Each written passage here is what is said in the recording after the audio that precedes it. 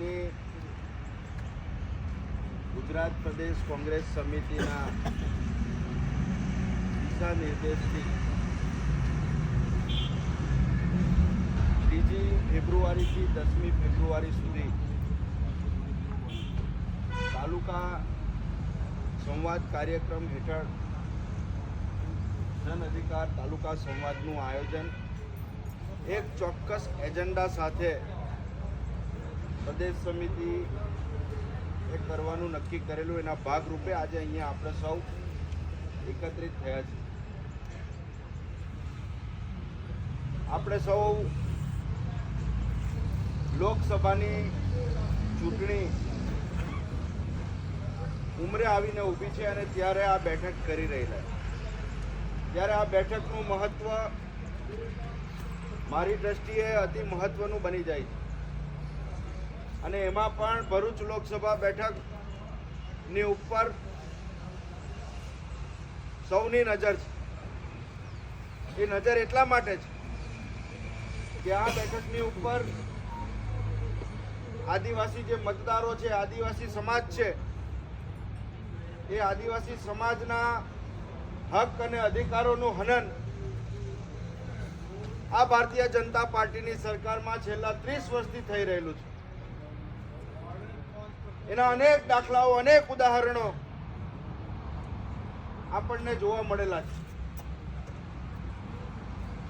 જાતિના દાખલાની વાત હોય તો આદિવાસી સમાજની અંદર જે નવયુવાનો પોતાનો વિદ્યાર્થી કાળ પૂરો કરીને નાની મોટી ડિગ્રી હાંસલ કરીને જ્યારે નોકરીની શોધ માટે નીકળે છે ત્યારે પણ એને જાતિના દાખલાની જરૂર પડે છે અને એની સમય મર્યાદાની અંદર એ જાતિના દાખલાઓ એ આપી શકતા નથી અને એને તક ગુમાવવી પડે છે. એની પાછળનું કારણ કે આ ભારતીય જનતા પાર્ટી જે એના મળતિયાઓ છે એમને જૂઠા આદિવાસીના દાખલાઓ આપી દીધા અને એને કારણે સાચો જે આદિવાસી છે એ સાચો આદિવાસી આજે એ દાખલા માટે ભટકે છે. આ ભારતીય જનતા પાર્ટીની નીતિ છે.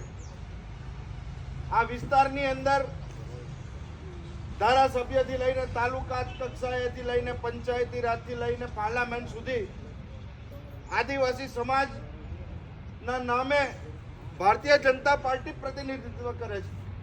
એ અહીંયાના પછી તાલુકા પંચાયતના પ્રમુખ હોય, જિલ્લા પંચાયતના સભ્યો હોય, ધારાસભ્યો હોય કે પાર્લામેન્ટના સભ્યો હોય, આ તમામ આદિવાસી છે. આમ છતાં જ્યારે આદિવાસીના હક અને અધિકારની વાત કરવાની આવે છે ત્યારે આ તમામ પ્રતિનિધિઓ આદિવાસી સમાજને પીઠ બતાવે છે. કારણ કે એમને એમની ખુરશી જવાની બીક છે, ભય છે. અને જો આદિવાસી સમાજની વાત કરે તો આ ભારતીય જનતા પાર્ટીમાં એનું કોઈ સ્થાન નથી.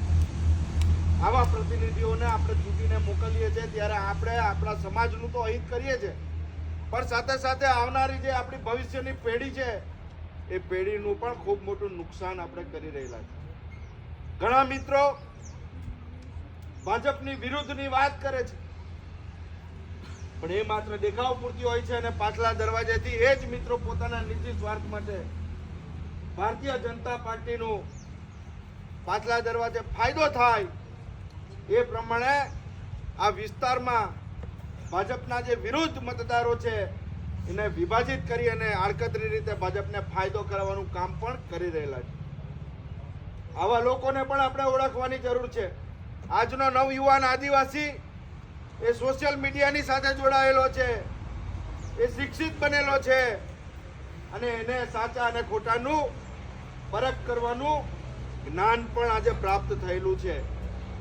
અને કોંગ્રેસની જે નીતિ છે, બંધારણીય અધિકારો એને મળેલા છે, એના કારણે નિડરતાથી એની વાત સમાજની વચ્ચે અને સરકારની સામે મૂકવાની પણ એને આ બંધારણની અંદર જોગવાઈ કોંગ્રેસે કરેલી છે. અને એના કારણે એ કચડાયેલો કહેવાતો જે આદિવાસી વર્ગ છે, પછાત વર્ગ છે, એ તમામને વાણીથી સ્વતંત્રતાનો અધિકાર આ બંધારણની અંદર કોંગ્રેસે આપેલો છે. અને એના કારણે એ સ્પષ્ટ રીતે એની ઉપર થતા અત્યાચારની, અન્યાયની વાત એ નિડરતાથી કરી શકે એમ છે. આજે કરવાની જરૂર આપણા સૌને પડેલી છે. કારણ કે એક બાજુ ભારતીય જનતા પાર્ટી છે અને બીજી બાજુ આપણે વિધાનસભાની ચૂંટણીઓમાં જોયું છે કે જે રીતે ભારતીય જનતા પાર્ટીના વિરુદ્ધના જે મતદારો છે એને વિભાજન કરી અને 156 જેટલી બેઠકો આ ભાજપની ગાંધીનગરમાં મળી છે. એની પાછળ કોનું કાવતરું હતું એને પણ આપણે ઓળખી લેવાની જરૂર છે. આમ આદમી પાર્ટી જે રીતે આ મતોનું વિભાજન કરાવવાનું ષડયંત્ર ગોઠવી રહેલી છે એમાં એને આદિવાસીઓના હક અને અધિકારોની ચિંતા નથી. યુસીસી નો મુદ્દો હોય તો એની અંદર પણ આજ આમ આદમી પાર્ટીએ દિલ્હીની અંદર આ સરકારનું સમર્થન કરેલું એની પણ આપણે વાત જાણીએ છીએ, સમજીએ છીએ. આજે નવયુવાન મિત્રો બેઠા છે એમને મારી વિનંતી છે કે આનું નેતૃત્વ સમાજને બચાવવા માટે તમારે બધાએ લેવું પડશે અને તમે લેશો નેતૃત્વ તો જ આ સમાજને સાચી દિશા મળશે. અને જે રીતે રાજકીય આટાપાટાની અંદર આ સમાજને ગૂંચવવાનું કામ કેટલાક તત્વો કરી રહેલા છે એને પણ ઓળખવાની જરૂર છે. અત્યારે રાજકીય રીતે આપણે જોવા જઈએ તો આ વિસ્તારની અંદર જે 2017માં ગઠબંધન થયેલું અને એના કારણે જે ભૂલ કોંગ્રેસે કરેલી એના કારણે કોંગ્રેસને તો વેઠવું પડ્યું છે, પણ કોંગ્રેસની સાથે સાથે સૌથી વધારે જો મોટું નુકસાન થયેલું હોય તો આદિવાસી સમાજને થયેલું છે. આદિવાસી સમાજના હક અને અધિકારોની વાતો કરનારાઓને આ ભારતીય જનતા પાર્ટી કેવી રીતના બોચી પકડવી એ સારી રીતે જાણે છે, સમજે છે. ભારતીય જનતા પાર્ટીમાં જેટલા પણ આ વિસ્તારના આદિવાસી પ્રતિનિધિઓ ત્યાં બેઠા છે એને માત્ર નામના છે. એને પોતાનો સ્વ વિકાસ કરી શકે પણ સમાજના હિત અને અધિકારની વાત કરવાની જ્યારે વાત આવે છે ત્યારે એ બોલી પણ નથી શકતા, કારણ કે એમને ગાંધીનગર અને દિલ્હીથી જે ભાજપના આકાઓ સમજાવે એ જ એને વાત કરવાની હોય છે. આજે ઇકો સેન્સિટિવ ઝોનની અંદર આપણને જ અડીને આવેલા શાકબારા, ડેડિયાપાડા, ગરુડેશ્વર, રાજપીપળા, નાંદોદ તાલુકાના 121 જેટલા ગામો છે. ભરૂચ સંસદીય મત વિસ્તારના 85 ગામો છે કે જેને ઇકો સેન્સિટિવ ઝોનની અંદર સામેલ કરી દીધા. તમને બધાને થતું હશે કે આ ઇકો સેન્સિટિવ ઝોન શું છે, પણ સુરપારેશ્વર અભયારણ્યના નામે આ 121 ગામોનો સમાવેશ કરી અને એમાં જે વડીલો પાર્જિત જમીન છે, જે આપણા બાપ દાદાની જમીન છે, એ જમીન ઉપર પણ સરકારે બીજા હકમાં એનું નામ દાખલ કરી દીધું. એક ઈંટ પણ એ વિસ્તારમાં જો તમારે મૂકવી હોય તો એની મંજૂરી એ સરકારે બનાવેલી કમિટી પાસે લેવાની. પર્યાવરણની મંજૂરી દિલ્હી સુધી જાય અને આપણે જે ઈચ્છીએ એ કામ થઈ નહીં શકે. આપણા હક અને અધિકારો ઉપર આપણા હક અને અધિકારનું હનન કરવાનું કામ આ કાયદાથી 2016ની અંદર ભારતીય જનતા પાર્ટીએ નોટિફિકેશન બહાર પાડીને કરેલું. હું આ વાત એટલા માટે કરું છું કે આપણે લડીએ છીએ જંગલની જમીન માટે. જંગલની જમીન તો દૂરની વાત છે, પણ આપણા બાપ દાદાની વડીલો પાર્જિત મિલકત જમીનો પડાવી લેવાનું પણ આ ભાજપનું કાવતરું છે, ષડયંત્ર છે.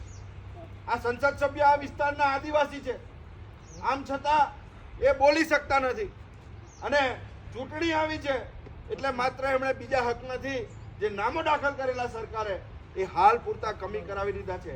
પણ કોંગ્રેસની માંગણી એવી છે કે આ તમે છેતરવાનું કામ કરો છો, આદિવાસી સમાજને ભરમાવવાનું કામ કરો છો, પણ આદિવાસી સમાજે જાગૃત બનવાનું છે. આપણે એમને ચૂંટણી વખતે આવે ત્યારે કહેવાનું છે કે આ 2016નું જે નોટિફિકેશન છે એ નોટિફિકેશન તમે રદ કરો. ત્યાં સુધી અમે જંપીને બેસવાના નથી. આ વિસ્તારની અંદર જંગલની જમીનો જે છે એ આદિવાસી ખેડે, આદિવાસી એનો માલિક બને, એના માટેનો કાયદો કોંગ્રેસની સરકાર 2006માં લઈને આવી છે અને એ કાયદાનું પાલન આ રાજ્યની ભારતીય જનતા પાર્ટીની સરકાર કરતી નથી. આજે આ વિસ્તારની અંદર જે કુદરતી સંપત્તિઓ છે, આજે એ કુદરતી સંપત્તિઓ ઉપર મૂળ આદિવાસીનો અધિકાર છે. આજે બંધારણની જે 5મી અને 6ઠી અનુસૂચિ છે કોંગ્રેસ શાસિત રાજ્યોમાં એ લાગુ કરવામાં આવી છે અને એ છત્તીસગઢ હોય કે બીજા અન્ય કોંગ્રેસ શાસિત રાજ્યો છે ત્યાં એ લાગુ થઈ ચૂકી છે. ત્યારે આ વિસ્તારની અંદર આપણે જેને 35 વર્ષથી આદિવાસીઓના વિકાસ માટે, આદિવાસીઓના મસીહા તરીકે જે મતો આપ્યા, એ છોટુભાઈ વસાવાએ પણ આડકતરી રીતે ભારતીય જનતા પાર્ટીને ફાયદો કરાવવા માટે દરેક વખતે રાજકીય નિર્ણયો જ્યારે પણ લેવાના આવે ત્યારે વિરોધ ભાજપનો કરવાનો, બેફામ ભાજપની વિરુદ્ધ બોલવાનું, પણ જ્યારે પાટલા દરવાજા ભારતીય જનતા પાર્ટીને ફાયદો કઈ રીતના થાય એ માટેના એમના પણ તમામ કાર્યક્રમો રહેલા છે. આ નવી યુવા પેઢીએ સમજવાની જરૂર છે. આજે એને તો ઝટકારો આપી દીધો છે, પણ આજે એ જ રસ્તા ઉપર કેટલાય નવા આદિવાસીઓના નામે નેતા બનેલા લોકો પણ જઈ રહેલા છે. અને એટલા જ માટે મેં ભૂતકાળમાં અહીંયા નેત્રંગમાં પણ કીધેલું કે જે કોઈ રાજકીય નેતાઓ હોય એ રાજકીય નેતાઓ ભાજપના જે વિરુદ્ધના મતદારો છે એને વિભાજિત કરવાનું કામ જો કરશે તો એ આદિવાસી સમાજને અન્યાય કરતા હશે. અને એ જ દિશામાં અત્યારના નેતાઓ પણ ચાલી રહેલા છે. ત્યારે એવા નેતાઓને પણ આપણે ચેતવવાના છે અને ચેતવણી આપીએ છીએ કે જે રીતે અત્યારે રાજકીય સમીકરણો બની રહેલા છે, જે રીતે કોર્ટ કચેરીઓ અને સરકાર તમારી ઉપર મહેરબાન થઈ રહેલી છે, એ જોતા અમને સ્પષ્ટ એવું લાગે છે કે તમારું છૂપું ગઠબંધન ભારતીય જનતા પાર્ટીની સાથે થઈ ગયેલું છે. જે છોટું વસાવા ભારતીય જનતા પાર્ટીને ફાયદો પહોંચાડવાનું કામ કરતા હતા, એની ભૂમિકા જો તમે લેશો તો આ આદિવાસી સમાજ તમને પણ ઝીરો બનાવેલા છે. એ ઝીરો બનાવતા 1 મિનિટની વાર નહીં લગાડે. આ સંદેશો આદિવાસી સમાજના નવયુવાનો અને જો આદિવાસી સમાજના નવયુવાનો આજે ચૂપ બેસશે તો આવનારા દિવસોમાં તમારા બધાનું હિત થવાનું છે. કારણ કે આ ભારતીય જનતા પાર્ટીની જે સરકાર છે એ આદિવાસીઓના હક અને અધિકાર માટે ક્યારેય ચિંતિત નથી. આદિવાસીઓના આ વિસ્તારની અંદર જળ, જંગલ અને જમીન છે એ કેવી રીતે માનીતા ઉદ્યોગપતિઓને આપી દેવાના અને એને આપવા માટેના આ જે ડેવલપમેન્ટના જે કામો દેખાય છે એ તમારા ને મારા માટે નથી, પણ એ તમારા ને મારા ભોગે એ જે મલ્ટીનેશનલ કંપનીઓ છે એ કંપનીઓને આ વિસ્તારમાં લાવી અને આપણા હક્કો ઉપર તરાપ મારવાનું કાવતરું આ નરેન્દ્ર મોદીના નેતૃત્વમાં થઈ રહેલું છે. 10 વર્ષથી ભારતીય જનતા પાર્ટી દિલ્હીમાં શાસન કરે છે.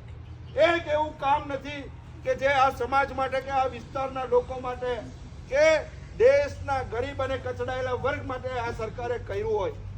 માત્ર મફત અનાજની ભ્રામક વાતો ફેલાવીને ચૂંટણી ટાણે લોકોને મફત અનાજ આપવાની વાત એક બાજુ, બીજી પાર્ટીઓને રેવડીની વાત કરે છે અને પોતે જ્યારે આ નજીવું અનાજ આપણી આખી સંપત્તિ લૂંટી લઈને અનાજ મફત આપવાની વાત કરીને સરકારો બનાવે છે, મફતો લઈ રહી છે આપણા. અને એ અનાજો આપીને આપણે જે પોતાના બલબુદ્ધા ઉપર આપણે ઊભા રહેવું જોઈએ.